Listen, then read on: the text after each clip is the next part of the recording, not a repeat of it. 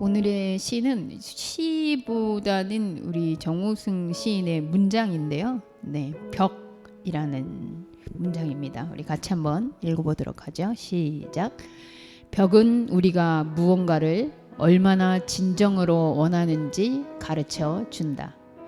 무언가를 간절히 바라지 않는 사람은 그 앞에 멈춰 서라는 뜻으로 벽이 있는 것이다. 그냥 언뜻 읽을 땐 뭐 동의가 되기도 하고 이게 무슨 말이지? 라는 생각도 들기는 하는데 인생에 있어서 벽에 부딪힌다, 벽을 맞닥뜨리다 이런 얘기들 하는데 이 벽이라는 것이 우리는 꼭 벽 그러면 뭔가를 넘어서야 되고 깨부셔야 되고 막 이런 생각을 하게 되는데 벽이라는 것 자체가 주는 나로 하여금 멈추게 되기도 하고 또 그 앞에서 뭔가를 나는 무엇을 원하고 있나를 생각하게 하는 어떤 순간일 수도 있겠구나라는 생각을 합니다.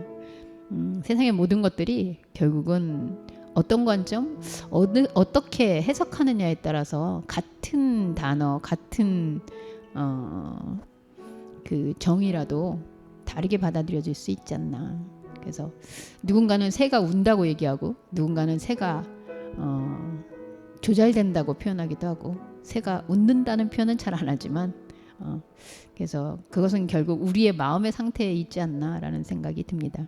오늘 말씀의 벽 앞에서 또 이 벽은 우리에게 우리는 무엇을 원하는가 또 우리는 그 앞에 멈춰서 무슨 생각을 하고 있는가를 한번 되짚어보는 시간 되었으면 좋겠습니다. 같이 기도하죠. 하나님, 세상에 눈에 보이는 것, 들리는 것, 읽히는 것, 그리고 우리가 만지고 오감으로 느끼는 모든 것들이 하나님이라는 존재를 인식하는 데에 그 방향이 있음을 우리는 고백합니다. 무엇이 더 낫다, 무엇이 더 우월하다가 아닌 이 모든 세계를 통해서 나는 누구인가? 그리고 나는 어디로부터 왔는가? 그리고 우리가 부르고 있는 하나님의 이름은 나에게 어떤 의미인가를 되짚어보는 인생의 시간들 중 또 한순간입니다. 이 순간이 그저 스쳐 지나가는 시간이 아니라 스쳐 지나갈지라도 우리에게 말씀의 존재로서 또 가지는 의미가 무엇인지를 스쳐 지나가는 가운데에서도 인식할 수 있는 저희의 눈과 귀와 오감이 되게 하여 주옵소서. 예수님의 이름으로 기도합니다. 아멘. 네, 오늘 기적 시리즈. 근데 사실 이름만 기적이라고 붙여놓고 하도 기적이 아니어가지고 좀 멋쩍긴 한데, 네, 오늘은 제가 설레발을 치고 먼저 얘기를 하자면 정말 가히 오랜만에 성경에 이런 그 인물이 있구나. 그래서 사실 히스기야에 대해서는 저는 뭐 긍정도 있었고 부정도 있었고 그랬던 것 같아요. 근데 오늘 우리가 읽을 본문 안에서 저는 인간다운 인간을 만났다. 그래서 굉장히 반가웠고요. 이 본문을 읽으면서 그래 이게 진짜 기적이구나 그런 생각이 들었습니다. 제가 느낀 부분들이 여러분들에겐 또 어떻게 전달될지 공감하는 마음으로 함께 우리 먼저 성경 본문인데요. 열왕기하 20장을 같이 듣도록 하겠습니다. 제20장. 그때 히스기야가 병들어 죽게 되매 아모스의 아들 선지자 이사야가 그에게 나와서 그에게 이르되 여호와의 말씀이 너는 집을 정리하라 내가 죽고 살지 못하리라 하셨나이다. 히스기야가 낯을 벽으로 향하고 여호와께 기도하여 이르되 여호와여, 구하오니 내가 진실과 전심으로 주 앞에 행하며 주께서 보시기에 선하게 행한 것을 기억하옵소서. 하고 히스기야가 심히 통곡하더라. 이사야가 성읍 가운데까지도 이르기 전에 여호와의 말씀이 그에게 임하여 이르시되 너는 돌아가서 내 백성의 주권자 히스기야에게 이르기를 왕의 주상 다윗의 하나님 여호와의 말씀이 내가 네 기도를 들었고 내 눈물을 보았노라. 내가 너를 낫게 하리니 네가 3일 만에 여호와의 성전에 올라가겠고 내가 네 날에 15년을 더할 것이며 내가 너와 이 성을 아수르 왕의 손에서 구원하고 내가 나를 위하고 또 내 종 다윗을 위함으로 이 성을 보호하리라 하셨다 하라. 이사야가 이르되 무화과 반죽을 가져오라. 무리가 가져다가 그 상처에 놓으니 나으니라. 히스기야가 이사야에게 이르되 여호와께서 나를 낫게 하시고 3일 만에 여호와의 성전에 올라가게 하실 무슨 징표가 있나이까? 여호와께서 하신 말씀을 응하게 하실 일에 대하여 여호와께로부터 왕에게 한 징표가 이 말이이다. 해 그림자가 10도를 나아갈 것이니이까 혹 10도를 물러갈 것이니이까. 그림자가 10도를 나아가기는 쉬우니 그리할 것이 아니라 10도가 뒤로 물러갈 것이니이다. 선지자 이사야가 여호와께 간구하매 아하스의 해시계 위에 나아갔던 해 그림자를 10도 뒤로 물러가게 하셨더라. 그때 발라단의 아들 바벨론의 왕 브로닥 발라단이 히스기야가 병들었다 함을 듣고 편지와 예물을 그에게 보낸지라. 히스기야가 사자들의 말을 듣고 자기 보물고의 금은과 향품과 보배로운 기름과 그의 군기고와 창고의 모든 것을 다 사자들에게 보였는데 왕궁과 그의 나라 안에 있는 모든 것 중에서 히스기야가 그에게 보이지 아니한 것이 없더라. 선지자 이사야가 히스기야 왕에게 나와 그에게 이르되 이 사람들이 무슨 말을 하였으며 어디서부터 왕에게 왔나이까? 먼 지방 바벨론에서 왔나이다. 그들이 왕궁에서 무엇을 보았나이까? 내 궁에 있는 것을 그들이 다 보았나니 나의 창고에서 하나도 보이지 아니한 것이 없나이다. 여호와의 말씀을 들으소서. 여호와의 말씀이 날이 이르리니 왕궁의 모든 것과 왕의 조상들이 오늘까지 쌓아두었던 것이 바벨론으로 옮긴 바 되고 하나도 남지 아니할 것이요 또 왕의 몸에서 날 아들 중에서 사로잡혀 바벨론 왕궁의 환관이 되리라 하셨나이다. 당신이 전한 바 여호와의 말씀이 선하니이다. 만일 내가 사는 날에 태평과 진실이 있을진데 어찌 선하지 아니하리요? 히스기야의 남은 사적과 그의 모든 업적과 저수지와 수도를 만들어 물을 성 안으로 끌어들인 일은 유다 왕 역대 지략에 기록되지 아니하였느냐? 히스기야가 그의 조상들과 함께 자고 그의 아들 므낫세가 대신하여 왕이 되니라.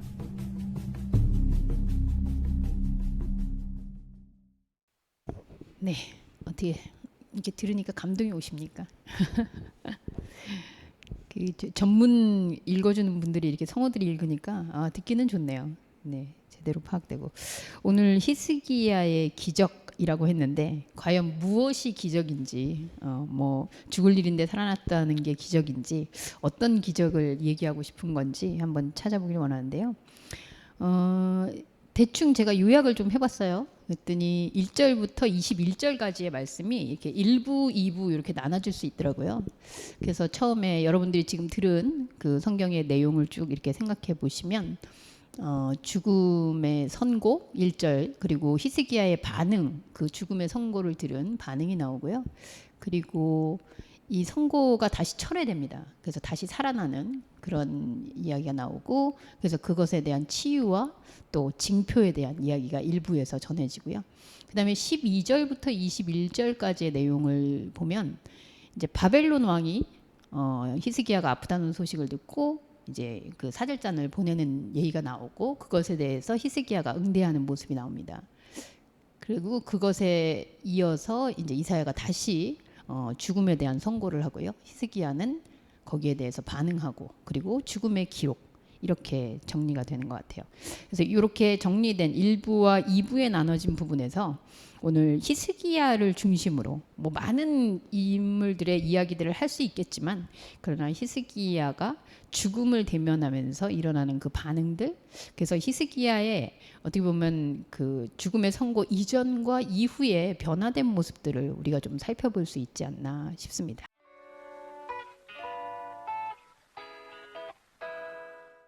이게 사실은 이 내용이 어떻게 보면은 한 사람이 병들어 죽게 됐는데 그 열심히 기도했더니 하나님이 낫게 해주시더라. 그래서 이게 사실은 현상적으로 아픈 사람들이나 이제 이랬을 때 이 히스기야의 생명 연장을 보면서 저도 어렸을 때 이제 목사님들이 막 기도해 주시고 막 이렇게 했던 기억이 나거든요. 근데 지금 이렇게 여러분들이 보신 것처럼 내용을 가만히 곱씹어 보면 하나님이 첫째 되게 쉽다. 그리고 근데 왜 이 과거에 내 기도는 그렇게 쉽게 안 들어준 것도 있었나 뭐 이런 반감도 생기긴 하는데 이런 모순된 말씀들 그리고 우리가 가만히 따져보면 앞뒤가 안 맞는 이런 얘기들이 왜 성경에 기록되어서 오늘 우리에게 이렇게 전달되고 있는 것인가 뭐 이런 생각들이 저는 막 들거든요. 그래서 여러분들이 질문한 것들을 제가 다 답을 하는 것은 아니지만 저도 기본적으로 여러분들이 고민하는 것들에 대한 이런 질문들을 가져보면서 한번 말씀을 같이 읽어보도록 하겠습니다. 첫 번째를 제가 아까 요약할 때 이제 죽음의 선고라고 했는데, 네, 아까 얘기한 것처럼 히스기야가 병들어 죽게 되었다. 여러분 병들어 죽는 건 너무 자연스러운 얘기잖아요. 뭐 세상에 병들어 죽는 사람이 한두 명도 아니고. 근데 이때 선지자가 나와서 이제 너 죽게 될 거다. 집을 정리해라. 이렇게 얘기하는 거죠. 뭐 병들어서 그러니까 애초부터 이 히스기야가 기도할 걸 알고 그런 건 아닐 것 같은데 너 이제 죽을 거다 하고 선고를 했는데 히스기야의 그랬을 때 저는 여호와의 말씀이 이 죽음에 대한 선고를 한다. 어떻게 여러분은 죽을 때 듣고 싶으세요? 주영기 목사님 혹시 죽을 때 너 죽을 거야 이런 얘기 듣고 싶으세요? 그냥 모르고 지나가는 게 복 아닙니까? 근데 어쨌든 이 죽음의 선고, 저는 여호와의 말씀이 너는 집을 정리해라. 평소에 저처럼 집을 정리를 잘하고 있는 사람들은 사실 이 얘기가 저는 저 집 정리 진짜 잘하는데요 뭐 이렇게 할 것 같지만 저는 여기서 여호와의 말씀이 죽음을 선고하면서 집을 정리하라 라는 의미는 또 무엇일까 라는 생각이 들었어요. 그래서 여호와의 말씀이 마치 너는 집 정리해 이렇게 얘기한 것 같지만 제가 이 말씀의 전체적인 문맥을 생각할 때 여호와의 말씀으로 집을 정리해라 라고 이해한다면 어떻게 될까? 결국 집을 정리하라는 것이 이 집은 그렇다면 어떤 이해를 해야 될까? 집이라는 것은 어쨌든 여기서 죽는다라고 생각했을 때 우리가 현상에 몸을 가지고 있는 땅의 존재로 살아가고 있는 사람이 정리를 한다 그랬을 때 이 집이라는 것은 이제 두고 가야 하는 그런 현상의 모든 세계들 그리고 그런 부분들에 대해서 정리를 하라. 그것들은 사실 내가 죽음이라는 것 앞에 영과 그리고 우리의 몸이 분리되는 순간에 이것들은 다 내려놔줘야 된다는 거죠. 그래서 집을 정리하라는 말이 어떻게 보면 죽을 것이다 라는 부분에 대한 어떤 예언이 앞서기보다는 네가 지금 어디에 사실 어떤 말에서는 집을 정리하지 못하고 있는 상태일 수도 있고요. 집에 집중하고 있는 상태일 수도 있고요. 그래서 집을 정리하라 라는 말이 나왔어요. 그래서 거기에 대해서 히스기야가 낯을 벽으로 향하고 여호와께 기도하여 이르되 2절에 보면 아까 우리 유진이 질문한 것처럼 벽을 향하고 있다는 게 무슨 뜻일까? 이제까지 사실 왕이 살아가는 그 행동의 반경을 봤을 때 여러분들 한번 벽을 보고 이렇게 있었던 적이 기억나세요? 네, 벽 보고 이 벽을 본다는 건 수행하는 것인가? 네, 우리 그 수행자들이 할 때 보면 이제 벽을 보잖아요. 그러니까 어떤 면에서 아까 집을 정리하라고 했는데 히스기야의 반응을 봤을 때 히스기야가 결국은 다스리고 보이고 내 인생의 무대가 되고 있는 세상을 향해 있던 이 집을 향했던 이 마음이 이제 집을 정리한다라는 의미에서 벽을 본다는 건 아무것도 없고 그냥 그 모든 것이 내 등 뒤에 있는 상태잖아요. 그래서 결국은 저는 히스기야가 집을 향해 있던 이 방향성이 이제 그 돌아서서 벽을 본다는 것은 결국 나밖에는 볼 게 없는데 그 방향이 바뀌었구나. 보고 있는 그 방향성이 달라졌구나 라는 부분을 문맥을 통해서 이해할 수 있는 것 같아요. 그러니까 결국 히스기야는 자기의 죽음의 선고 그리고 모든 것들이 정리되어야 한다라는 이 인식이 왔을 때, 아, 내가 그동안 그리고 나는 이제 어디를 향해 서 있는가라는 그 방향의 설정이 바뀌었다는 거죠. 그래서 벽을 향하고 여호와께 기도했다. 벽을 향했다라는 것이 단순히 그냥 난 이제 죽어, 다 끝났어, 이런 자조적인 것이 아니라 벽을 향한 이유가 여호와께 기도하여, 무슨 혜민이가 아까 얘기했지만 나 살려주세요 이런 말이 없어요, 기도에. 예. 그런데 방향을 바꾸고 앉아서 이제 여호와를 독대하는, 그리고 여호와와 나는 어떤 이야기가 갔는지는 제가 잘 모르겠으나 어쨌든 이제 세상과 나의 관계, 집이라고 불리는 인생의 전반에 대한 것과의 나의 관계가 아닌 여호와와 나의 관계를 보게 되는 그 시점에 놓였다는 거죠. 그래서 거기에서 얘기할 때 이런 3절에 이런 얘기가 나와요. 주께서 보기에 선하게 행한 것을 기억해달라.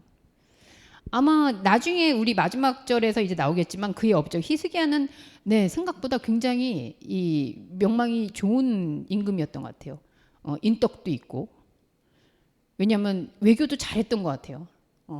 그 적으로 불리던 바벨론의 그 임금이 아프다고 뭐 선물 보내고 이런 걸 보면, 어쨌든 이런 사람이 가지고 있는 그런 삶의 정황 속에서 이 여호와를 향해서 앉았는데, 하나님 내가 했던 업적 이런 거 생각해 주세요. 내가 이렇게 그래도 하나님을 위해서 이렇게 하지 않았습니까? 이런 자기가 어떤 했던 것들을 열거하는 것이 아니라 내가 주를 향해서, 결국은 주님이 보시기에 선한 것이라고 할 때 주와 나의 관계, 여호와 앞에서의 내가 관계성을 인식한 것들을 다시 되새기는 시간들을 지금 벽을 바라보면서 세상이 아닌 방향을 돌려 하나님을 생각할 수 있는 그 인식 안에서 지금 되새기고 있는 거죠. 그 되새김의 결과가 통곡이었어요.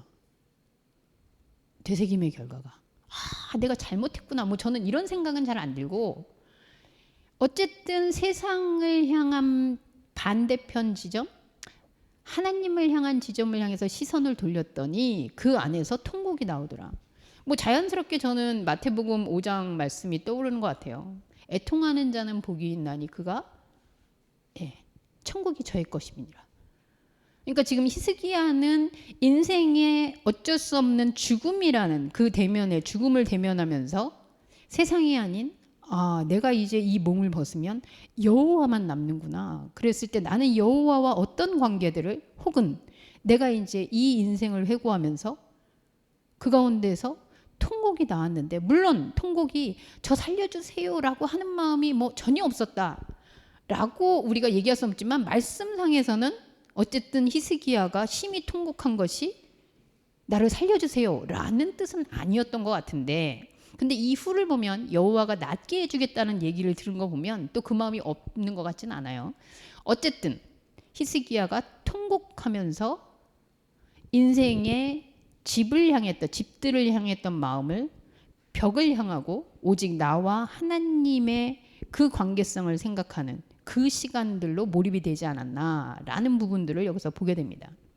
그런 순간에, 그래서 사실 우리가 아까 하나님 너무 쉬운 거 아니냐라고 얘기했을 때, 왜냐면 이사야가 아직 이제 나가가지고 저기 하지도 않았는데, 집에 도착도 안 했는데, 이렇게 사실은 그렇다면 하나님이 무슨 죽음을 선고하고 얘가 어떻게 나오는지 보고 내가 살려줄까 말까 이런 생각은 전혀 없었다고 생각이 들어요.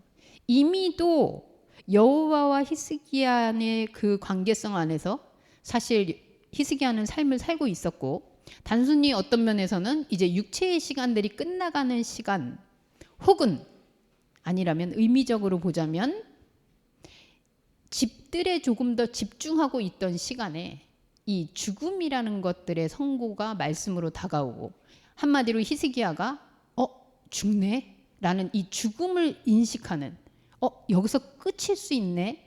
라는 것을 인식하는 그 포인트가 있었고, 그 포인트에서 다시 하나님을 인식하는, 그래서 세상이 아닌 아무것도 없는 벽 가운데에서 자신의 인생을 생각해보는, 뭐 아마 우리가 무덤에 들어가면 다 벽 아니겠어요?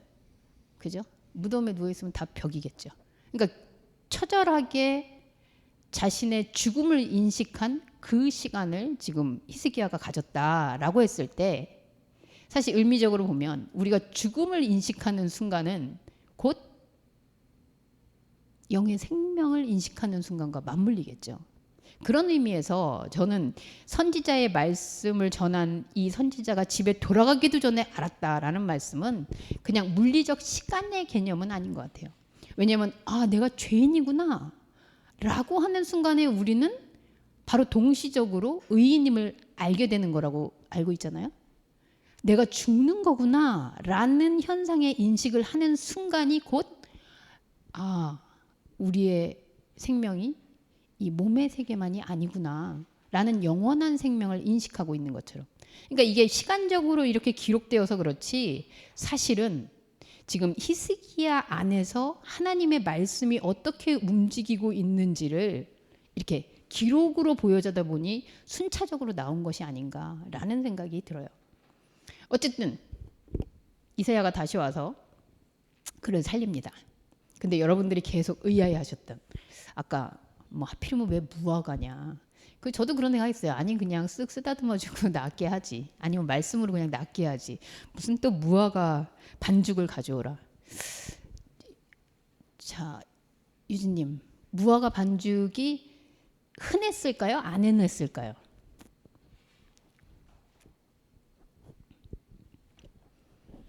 그 당시에.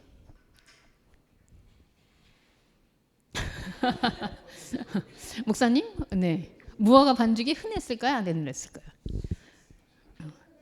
흔했을까요? 그냥 추측이에요. 저는 여기서 뭘 가져오라고 해도 상관없었을 것 같아요. 예, 뭐 손수건을 가져와라, 아니면 뭐 그냥 밀가루 반죽을 가져와라, 아니면 뭐 어떤 걸 가져와도. 그러니까 여기에서 사실은 이 무화과라는 것 자체의 의미라기보다는 이사야는 지금 이사야의 활동을 잘 보시면 히스기야로 하여금 죽음을 인식하게 하고 그리고 이 치유의 과정에서도 전혀 인간이 생각하는 방식이 아닌 다른 방식. 그래서 아마 무화과 반죽을 가져와라 라는 거는 그냥 아무거나 가져와도 되는 거였을 거예요. 아마 그냥 손만 얹어도 낫기는 했을 거예요. 그런데 우리로 하여금 이렇게 뭐지? 이 정형적이지 않잖아요. 계속해서 이사야는 이 히스기야로 하여금 다른 세계에 대한 다른 차원에 대한 것들을 자극하고 있는 역할을 하고 있다라는 생각이 드는 거죠. 그래서 무화과를 가져와서 거기에 상처에 손을 대고 놨는데 이제 요 대면부터 저는 아까 방향을 틀어 앉아서 하나님과 나의 세계를 인식했던 히스기야의 이제 진가가 나타난다라는 생각이 들어요. 자, 상처가 나왔어요. 여러분 같으면 옆에 있던 사람들이 갔다가 예수님도 무수한 기적을 일으킬 때 사람들의 반응을 여러분들 보셨겠지만 지금 아마도 그 상처가 눈에 보일 만큼의 그런 상처였나 봐요. 그래서 반죽을 갖다 덮었더니 이게 딱 나았어요. 자, 옆에서 우리 혜민이가 지난주에 아팠는데 병원도 못 갔다 그랬는데 어쨌든 혜민이가 와가지고 쌤 저 쓰러질 것 같아요 그랬는데 제가 딱 손을 대니까 혜민이가 번쩍 일어났어요. 자, 여러분들 반응 어떠시겠습니까? 그냥 낫구나 그냥 이러시겠어요? 우와, 뭐 저도 놀랄 것 같아요. 내가 하고도. 근데 히스기야의 반응이 생각 외예요. 저만 그렇게 생각하는지 모르겠지만 거기 보시면 이사야가 7절부터 무화과 반죽을 가져와서 낫게 하자 히스기야가 8절에 이렇게 얘기합니다. 여호와께서 나를 낫게 하시고 3일 만에 여호와의 성전에 올라가게 하실 무슨 징표가 있나이까? 여러분 이해되세요? 지금 무화과 반죽을 덮어서 죽을 병처럼 그게 뭐 골마 터진 거든지 아니면 뭐 정말 이렇게 시커멓게 되든지 뭘 어떻게 되든지 그 상처가 순식간에 싹 나온 걸 모두가 봤어요. 그거 자체가 놀라운 징표잖아요. 지금 기적 같은 일이잖아요. 병들어 죽는다 그랬는데 그 상처 때문에 아마 이게 누가 봐도 그것 때문에 죽는구나 했는데 그 상처가 싹 사라진 것 자체가 징표잖아요. 그런데 그거에 대해서 감격하거나 그거에 대해서 내가 이제 살았구나 혹은 그런 부분에 있어서 놀라거나 감동하거나 감격하거나 이런 모습이 하나도 없다는 거죠. 저는 이게 기적 같아요. 이 아무 반응을 보이지 않는 히스기야에 대신 이사야가 얘기했던 3일 만에 여호와의 성전에 올라가게 하실 무슨 징표가 있습니까? 이사야가 그렇게 얘기했었거든요. 상처 고쳐줄 거고 네가 3일 만에 여호와의 전에 가서 여호와의 전에 오를 수 있도록 할 거다. 그래서 낫게 할 것이다라고 얘기를 했는데 내가 지금 병이 난 거에 대해서는 전혀 감흥이 없다는 거죠. 마치 예수님이 사람들 고쳐놓고 그냥 쓱 딴 데로 떠나고 이랬던 모습처럼. 저는 히스기야가 지금 어디에 무게중심을 두고 있는가라는 부분을 질문한다면 이런 모습에서 나온다고 생각해요. 자기가 죽게 되었다는 얘기를 들었을 때도 살려달라고 울고불고 했던 것이 아니라 벽을 보고 아무것도 없는 상태에서 하나님 앞에서 내가 어떻게 살았지? 그리고 주가 나에게 선하게 보신다면 무엇이 과연 선할 것인가? 라는 질문과 함께 속으로부터 나오는 그 깊은 애통과 통한의 눈물, 그리고 그거로부터 그걸 바래서는 아니었지만 어쨌든 그거로부터 연장된 생명, 그리고 가시적인 기적 같은 그 치유가 일어났는데 그거보다는 그렇다면 내가 하나님이 이 병을 고친 것과 상관없이 하나님이 나와 함께 하신다, 내가 하나님과 관계를 맺고 있다라는 그 징표는 무엇입니까? 어쩌면 이걸 치유해주고 기적같이 이런 것들이 일어난 상태를 보면 하나님이 우리를 고쳐주셨습니다. 아멘. 이렇게 돼야 될 것 같은데 지금 조금 의아한 행동을 보인다는 거죠. 히스기야는. 나는 이거 치유됐냐 안 됐냐 이게 중요한 게 아니고 그래서 내가 하나님과 지금 연결되어 있습니까? 내가 지금 하나님의 성전에 하필이면 내려간다도 아니고 성전에 올라간다는 건 다른 차원의 말씀의 차원에서 하나님과의 차원에서 내가 지금 하나님과 그렇게 살 수 있는 건가? 이런 의문이잖아요. 왜냐하면 내려온 삶이 이 땅에서의 삶이라고 한다면 사실 상처를 낫게 된 것도 결국은 어느 순간에 이 상처가 아니더라도 죽게 될 거예요. 그러니까 땅에 있는 이 방향성에서가 아닌 하나님의 성전, 영의 차원, 하나님과의 교감의 차원에서 내가 살아났다라고 볼 수 있습니까? 이것은 그 증거가 되지 않습니다. 라는 고백이 여기에 내포되어 있지 않나 생각이 들어요. 만약에 이걸 그냥 하나님이 나를 고쳐주셨구나, 살려주셨구나 하면 이거 자체가 하나님이 나를 사랑한다는 증거, 하나님이 나와 함께한다는 증거가 돼야 마땅할 텐데 이 징표 말고요. 내 상처가 낫는 징표 말고 내가 과연 하나님과 함께 있다, 연결되어 있다, 교감한다, 내가 하나님의 성전, 하나님 안에 있다 라는 징표는 무엇입니까? 이렇게 질문을 하고 있다는 거죠.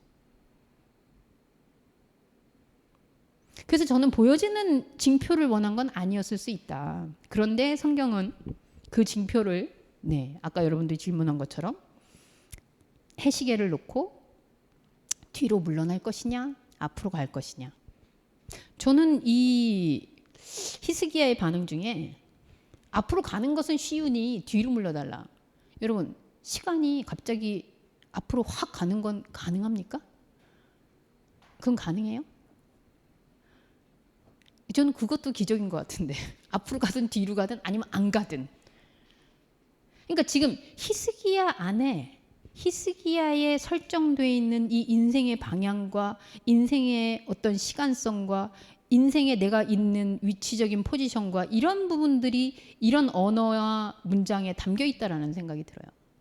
그래서 앞으로 가는 것은 쉬울 수 있으니 그것은 히스기야 안에 있는 그냥 이 육체가 살고 있는 이 땅의 법칙인 것 같아요. 그러니까 우리 얘기하잖아요. 쏜살같이 시간 너무 빨리 가. 이럴 수도 있겠으나 그러니까 인생의 시간의 그 구조가 아닌 내가 살아온 시간이 뒤로 간다는 것은 한마디로 어떻게 보면 내가 살아온 그 시간들이 지워지는 시간이거든요. 없어지는 거잖아요, 시간이. 내가 지금 이만큼 살았는데 그 시간이 지금 지워지는 거잖아요. 시간이 지워진다는 것은 저는 죽음이 인식되는 순간과 맞닿는다고 생각이 들어요. 내 시간이 없어졌다. 여러분 여기 지금 걸어왔는데 여러분의 시간이 그림자가 10도면 몇 시간 정도 되나요? 40분? 그런 계산은 어떻게 나오는 거야? 하여튼 대단하십니다. 40분이 사라졌다. 40분 동안의 기억이 싹 없어졌다. 그러니까 내 존재가 없어지는 거잖아요. 사실 죽음이라는 것은 내 과거의 역사가 지금 이제 끝나서 나는 더 이상 그것에 대해서 기억하지 못하는 순간으로 들어가는 것이 인생의 죽음인 것 같아요.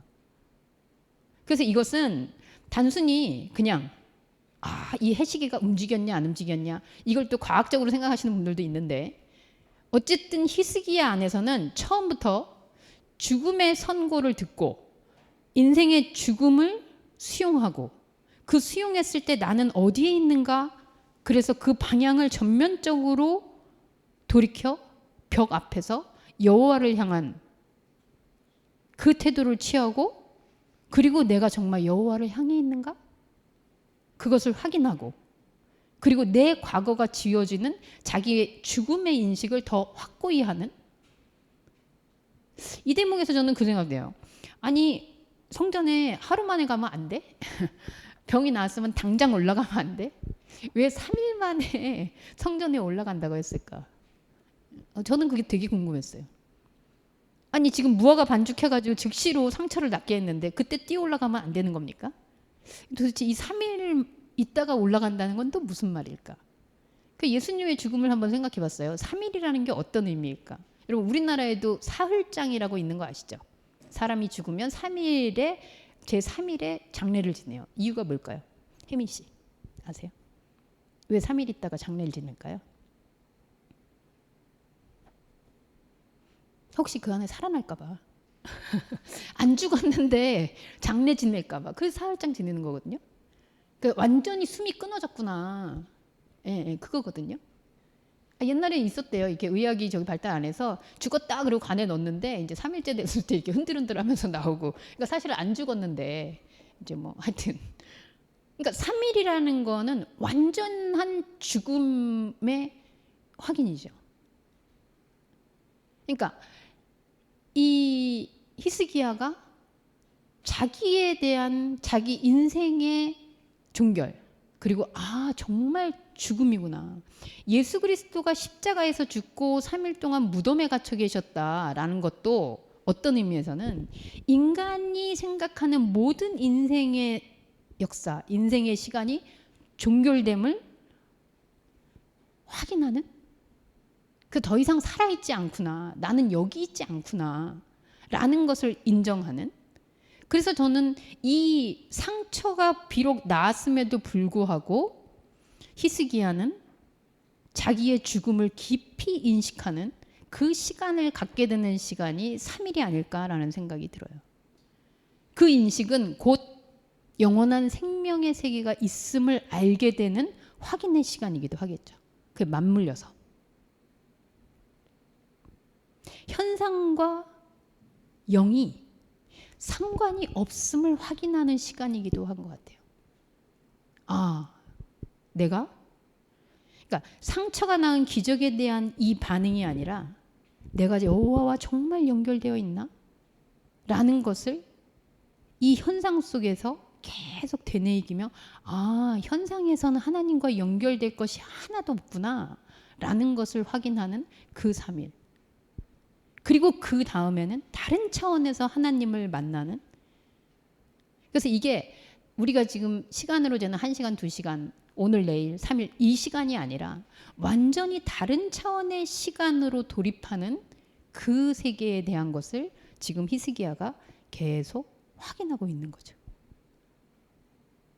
그래서 자기 시간을 뒤로 간다, 내 시간을 지워버린다, 없는 시간이 됐다. 이렇게 업적 남기고 임금으로서 사는, 왕으로 사는 존재인데 그거는 아무것도 아니에요. 그거 지워진 시간. 그 지워진 시간에도 나는 하나님과 함께 하는가? 이 질문을 끊임없이 되새기며 히스기야가 나가는 것 같아요. 그래서 결국 해시계 위에 나갔던 해그림자가 물러났다. 1부가 여기서 끝납니다. 1부의 시간은 히스기야가 자신이 살아있는 동안에, 몸이 살아있는 동안에, 아, 나는 죽음의 유한성을 가지고 있는 존재구나. 그렇다면 내가 이 죽음을 인식할 때 살았냐 죽었냐 아프냐 안 아프냐 상처가 있냐 없냐와 상관없이 나의 집들 이런 것들이 다 정리되고 혹은 내가 살아온 시간 그런 것들이 다 물러가도 나는 다른 차원에서 하나님을 향하고 있는가? 라는 그 자의식 속에 질문하고 있는 시간. 그 시간으로 저는 일부가 진행되었다고 보여져요. 두 번째 순간으로 가보죠. 2부. 2부는 또 더 난해해요. 아니 이렇게 살려준다 그랬는데 여러분도 아시겠지만 살려준다 그랬는데 저도 옛날에 이런 설교 들어본 것 같아요. 히스기야가 이제 바벨론에서 온 사람들한테 이제 자기 재산 자랑하다가 다시 죽게 됐다. 그래서 잘난 척하면 죽었. 뭐 이런 그런 이해를 가졌던 이야기인데 여러분들 한번 여기서도 3분 다시 드리겠습니다. 이제 또 질문을 한번 해보도록 하죠. 이 내용 아까 들으셨는데 바벨론의 왕이 이렇게 히스기야가 살아난다는 얘기는 못 듣고 아프다는 소식을 요즘처럼 인터넷이 없으니까 뉴스가 빨리빨리 안 가서 그래서 이제 사신을 보낸 거죠. 아프다는데 사이가 좋았나 봐요. 어쨌든 그 적군이라고 표현되는데도 불구하고 그래서 히스기야가 왔는데 이렇게 선물 들고 온 사람들한테 자기 선물방을 다 보여줍니다. 그랬더니 이사야가 와서 뭐 보여줬냐? 지금 뭐 했냐? 그랬더니 내 있는 거 다 보여줬어. 내 곡간이니 뭐니 무기병이니 다 보여줬어. 그랬더니 너 이제 죽을 거야. 이렇게 또 예언을 받아요. 자, 2부 내용은 어쨌든 바벨론 왕의 이 문안과 히스기야가 이제 응대하는 모습 그리고 죽음의 선고가 다시 오고요. 그리고 히스기야의 반응이 나옵니다. 12절에서 15절을 봤을 때 이 히스기야가 어쨌든 우리가 알고 있는 바벨론은 이스라엘의 영원한 적수 뭐 이렇게 생각하고 있는 것 같은데 어쨌든 바벨론 왕이 걱정이 돼서 이렇게 보화를 보내서 예물을 보내면서 이제 문안을 합니다. 근데 히스기야가 여기서 다짜고짜 이제 이 사람들이 와서 우리 왕이 편지와 예물을 보냈습니다 하고 왔잖아요. 예를 들면 제 생일이에요. 제 생일이어가지고 이제 우리 주홍기 목사님이 저한테 선물을 한 거예요. 그런데 주홍기 목사님이 선물을 이제 하나 케이크를 딱 들고 왔는데 제가 우리 집 냉장고를 딱 열면서 야, 내 케이크 얼마나 지금 많은지 봐봐. 이렇게 쫙 보여주는 거죠. 무슨 생각하게 될까요? 선물을 가져온 사람은 섭섭하다. 그러면 저는 지금 무슨 말을 하려는 걸까요? 선물이 너무 약소해서? 예, 나한테 뭐 예를 들어서 우리 유진이가 나한테 이렇게 딱 선물을 가져왔는데 내 선물방 한번 볼래? 딱 여니까 거기 선물이 그냥 온갖 것이 지금 다 있는 거예요. 가져온 것보다 더 좋은 것들이. 이거 도대체 뭘까요? 히스기야가 미친 거 아닙니까? 아니 자기를 지금 위해서 위로를 전하고 얼마나 아팠습니까? 뭐 이런 편지 썼겠죠. 그리고 얼마나 힘들었습니까? 그래서 제가 이렇게 보약을 보내니 뭐 잘 드십시오. 뭐 이런 거를 했을 거라고 충분히 추측이 되는데 그거를 가져온 사람들 앞에서 나 지금 좋은 거 얼마나 많은지 봐. 그리고 곡간을 열어서 다 보여준단 말이죠. 아니 이거 싸우자는 거 아니에요? 자존심 상해해서? 이 말이 안 맞는 것 같거든요. 그럼 도대체 왜 곡간을 열고 왜 금은보화가 있는 거기를 다 보여줬을까? 지금 약 올리는 게 아니라면. 그리고 나 이렇게 많아 하고 자랑질을 했다? 과연? 왜냐면 뒤에 보면 이사야는 마치 그렇게 생각해서 너 이제 보여준 거 다 뺏길 거야. 저는 하나님이 진짜 너무 쉬운 것 같아요. 그러면 고쳐달라지도 않았는데 좀 우운다고 막 그렇게 낫게 해준 거나 그리고 뭐 좀 자랑해가지고 이렇게 창고 좀 열어줬다고 너 죽을 거야. 뭐 이런 변덕 하나님은 좀 곤란하지 않아요? 그럼 도대체 이 히스기야가 지금 이거 보여주는 것은 무엇이냐라고 했을 때 이미 히스기야는 우리 앞부분에서 자기의 죽음의 선고를 받았을 때 벽을 향하고 있는 사람이었어요. 집들을 정리하고 내가 가지고 있는 이 쌓아놓은 것들에 나의 생명이 있지 않구나를 이미 고백했던 사람이거든요. 저는 그래서 살짝 좀 우리가 이 성경에 기록된 어조를 좀 바꿔서 생각해 볼까라는 생각이 들었어요. 지금 이사야하고 나누는 말도 마치 이사야가 저주를 하는 듯이 너 그렇게 잘난 척했어? 너 거 다 뺏길 거야. 네 자식도 다 망할 거야. 이런 얘기가 아니라 좀 달리 보자는 거죠. 이 사신들에게도 히스기야가 그것들을 보여주면서 여러분 제가 그동안 이 선물도 너무 고맙습니다만 저는 이렇게 가진 게 많은 사람이었어요. 그런데 내가 죽음을 직면하고 보니 이것들이 다 소용이 없다는 것을 알게 됩니다. 혹시 이렇게 얘기를 했다면 나는 이것도 있고 이것도 있고 정말 너무 많은 것들을 가지고 있는데 내가 죽는다고 생각하니 이거를 하나도 가져가지 못하더이다. 그래서 이사야가, 왜냐면 이사야가 이 잘못할 때마다 탁 튀어나와가지고 너 죽을 거야 뭐 이런 게 아니라 이사야가 그 자리에 있었다면 아마 바로 얘기한 거 보니까 있었던 것 같아요. 이사야가 받아서 얘기하는 거죠. 맞아요. 이러한 재물들 그 무엇을 보여줬습니까? 네, 제가 이런 거 다 보여줬어요. 이거 다 쓸데없다고. 그랬더니 이사야가 호응을 하는 거죠. 맞아요. 하나님의 말씀이 그렇습니다. 우리가 이렇게 조상들이 쌓아놨던 거 다 가득 찼던 거 이러한 것들은 하나도 남는 게 없을 거예요. 인생에서 하나님과 연관지어서 남길 수 있는 건 하나도 없을 겁니다. 심지어 만약에 이 나라가 망해가지고 이 다음 왕을 당신의 아들이 된다 할지라도 이러한 것들이 그를 지켜주지 못할 거예요. 그런 것들이 하나도 결국은 하늘의 하나님과 연관될 수 있는 건 아무것도 남지 못할 겁니다. 당신의 자식이라 할지라도 라고 상상한다면 이거는 선지자와 히스기야의 대화가 되겠죠. 저는 사실 아까 주목사님이 얘기한 것처럼 이사야를 좀 의심했어요. 아니 뭐 저렇게 오버하면서 저렇게 조금만 그러면 막 저주를 하고 막 오버해가지고 막 상처에다가 막 반죽 같은 거 붙여가지고 막 이상한 퍼포먼스 보여주면서 자기 과시하고 이런 건가? 라고 욱할 뻔했는데 이 성경의 내용을 이사야와 히스기야의 대화라면 그렇게 되면 히스기야의 반응이 저는 이해가 돼요.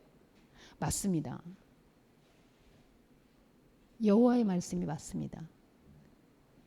이걸 저주로 받아들였다면 아무리 그래도 임금인데 욱하지 않겠어요?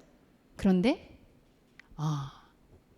내가 사는 날 이제 나는 이 세상의 것들 때문이 아닌 진짜 진리와 평안의 세계에 대해서 내가 알게 되었으니 이러한 것들이 아무것도 남지 않는다고 한들 그것은 선하신 일입니다. 그리고 그것은 당연한 일입니다.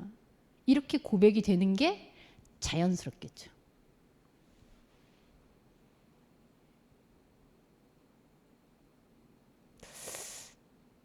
그리고 히스기야의 기록은 보면 히스기야의 남은 사적과 그 모든 업적과 저수지, 저수지 되게 큰 성과인가 봐요.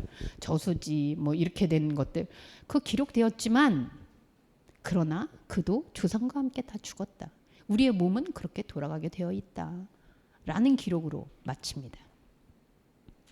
이 이야기를 보면서 과연 우리는 한 인물의 변화를 볼 것이냐.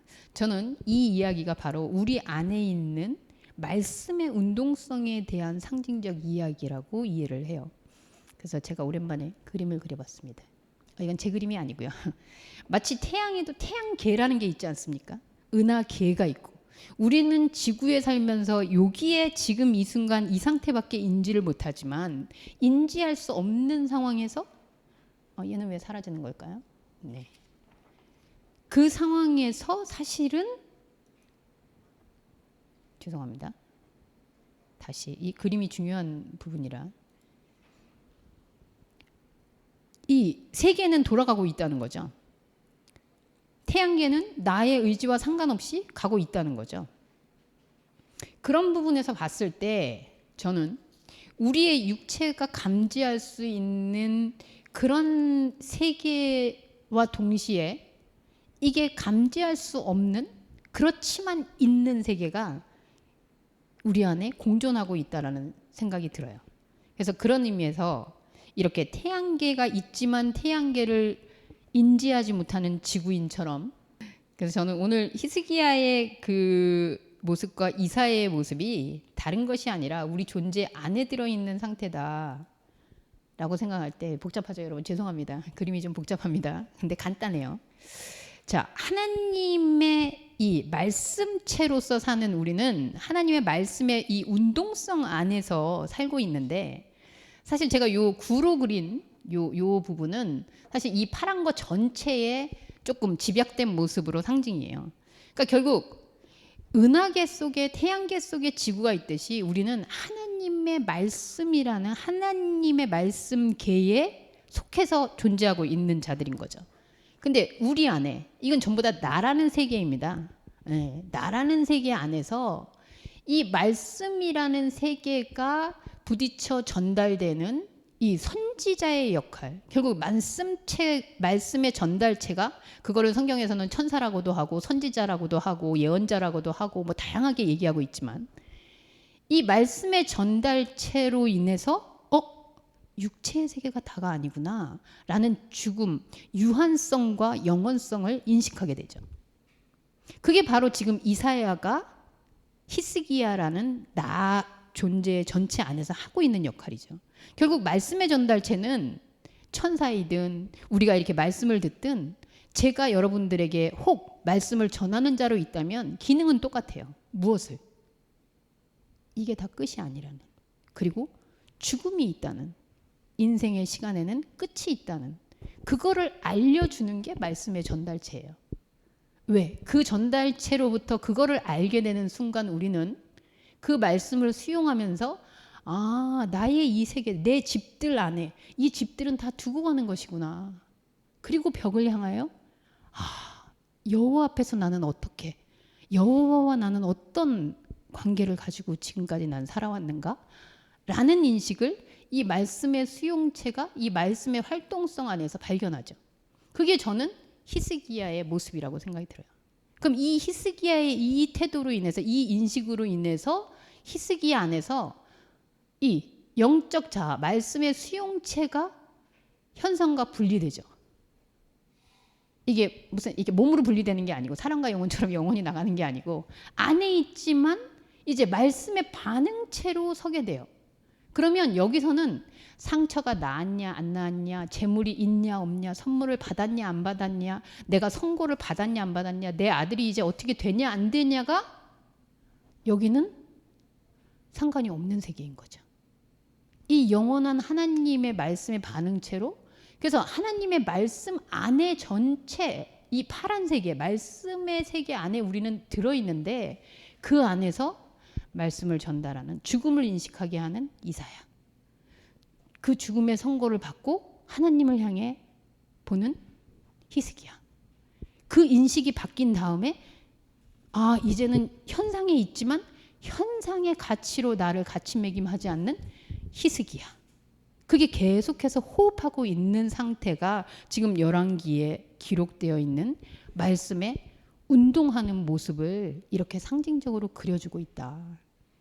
그래서 거기에는 하나님은 끊임없이 이 말씀이라는 자기 존재를 통해서 새로운 피조물로 계속 우리를 창조하시죠. 근데 이 창조는 말씀을 듣는 순간에 죽음을 인식하는 것으로 나타나요. 그래서 하나님은 오늘도 우리에게 말씀으로 창조하시고, 우리는 그 말씀을 듣는 순간 인생의 유한성을 깨달으며 죽음을 인식하고, 그래서 사도 바울처럼 고백하죠. 아, 오호라, 나는 공고한 자구나. 나는 날마다 죽는구나. 그러면 하나님 입장에서는 날마다 새로운 피조물로 거듭나는 거겠죠. 저는 이 말씀의 운동성은 단순히 열왕기 하의 말씀뿐만 아니라 어떤 존재에 대해서도, 그래서 아까 우리가 지금 했던, 이거 뭐야, 이거 다 하나님이 자기를 위해서 하는 짓 아니야? 맞아요. 다윗이 됐든 아브라함이 됐든 모세가 됐든 하나님은 그들을 위한, 한 사람 한 사람을 위한 게 아니라 자기 자신, 그들 안에 있는 자기 자신, 그 영원한 생명에 계속 반응하고 계신 거죠. 같이 호흡하며.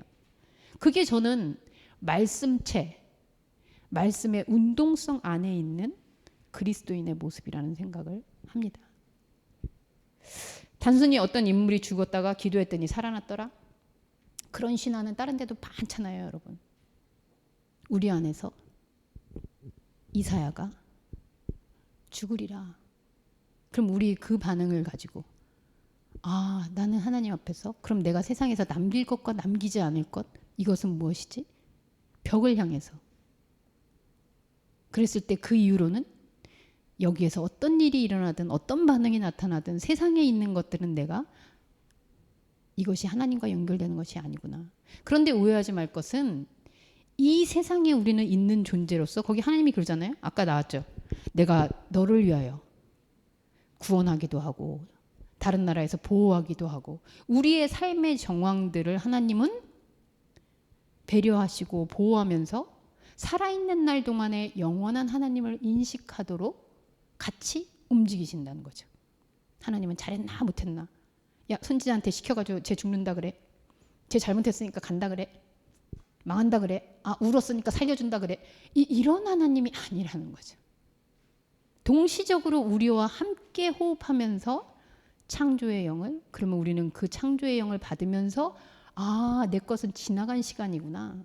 죽음을 인식하고 다시 새로운 피조물로, 그러면 또 현상에 있던 것들은 껍데기를 벗고 또 다시 이 순환 속에서 살아가는 게 바로 말씀체로 살아가는 저와 여러분들이라는 것을, 그것을 되새기는 것이 말씀을 나누는 우리의 목적이라 그런 생각을 해요.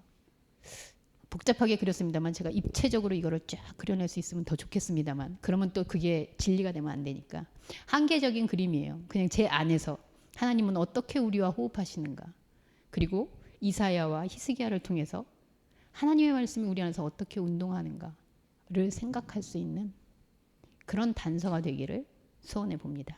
기도하겠습니다. 하나님, 성경에 있는 이야기들을 그저 과거의 어떤 위인전들의 이야기, 그리고 우리를 위한 하나님의 교훈, 세상을 살아가는 지혜로 생각을 한다면 너무나 앞뒤 안 맞는 질문들이 떠오릅니다. 왜 이렇게 하시지? 믿는 우리들도 이러한데 하나님의 말씀의 세계를 알지 못하는 이들에게는 얼마나 이것이 어렵고 복잡하고 이해할 수 없는 세계인지를 인정합니다. 그러나 말씀 하나하나 속에서 그것이 우리 안에 움직이시는 하나님의 그 말씀의 세계, 그리고 말씀체로서 우리가 전달하고 수용하고 반응하는 존재로서의 이 말씀의 존재라는 인식 가운데 하나님이 어떤 존재인지를 어렴풋이나마 다시 생각하게 됩니다. 말씀 안에서 지루하지만 그러나 이것을 힘들고 복잡하다는 생각보다는 하나님의 세계를 통해서 우리의 눈을 뜨고 우리의 마음을 열어 하나님을 보는 순간순간들이 지속되는 인생이 되기를 기도합니다. 우리와 함께 하시되 끝까지 우리를 사랑으로 인도하시고 포기하지 않으시고 나를 위해서 이전에 하나님 자기 자신을 위해서 우리를 붙잡고 계시는 그 은혜의 손길을 보게 하여 주옵소서. 예수님의 이름으로 기도합니다. 아멘.